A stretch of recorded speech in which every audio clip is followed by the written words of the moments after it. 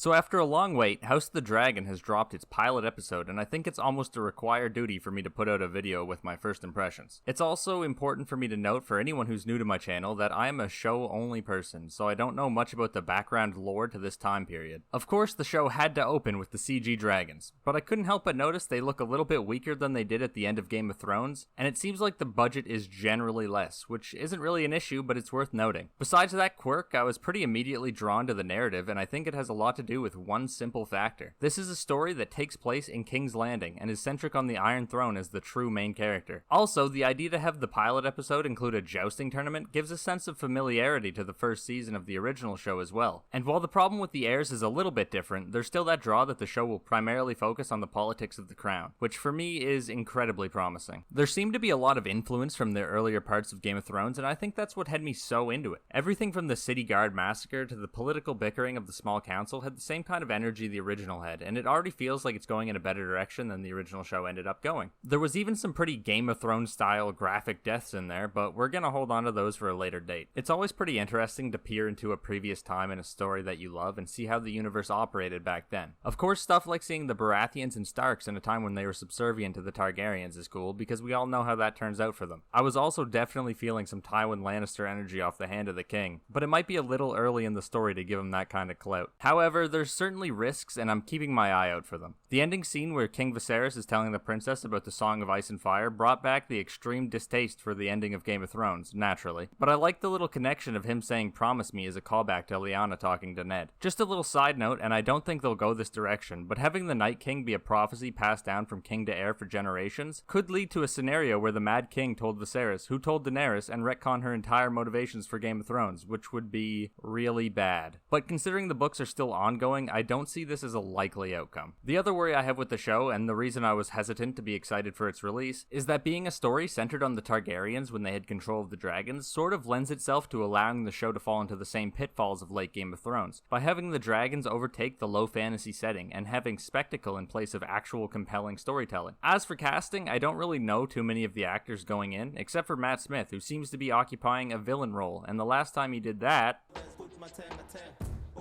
Okay, let's forget about that shit. I think Matt's performance as Daemon was really good, and I'm excited to see how it continues. I have a feeling that a man with armor that sick and motivations that devious can't help but be a driving factor in the plot, so he's definitely one to look out for. Alright, so did I like the episode? Yes, I did. For an hour-long premiere, it went by as fast as Game of Thrones used to, and I was pretty glued to the screen for the entire runtime. Of course, I'm naturally cautious to be too hopeful, as I think most fans probably are, but I'll be watching all the way through, certainly. It has potential, and I think it could redeem the universe to many, especially with George taking the reins as a head writer. I know this video came out a bit thin, but it's intended to act just as first impressions for anyone who wanted to hear my opinion, and I want to keep the door open for future content surrounding the show. What do I mean by that? Well, I will 100% be making a death ranking on the season once it concludes, and I may also want to make quick watch recaps for the episodes if people would want me to. If either of those sound like something you'd want to see, subscribe and hit the bell to be the first to know when they go up. That's all I've got to say for now. I hope you enjoyed the premiere, and thanks for stopping by.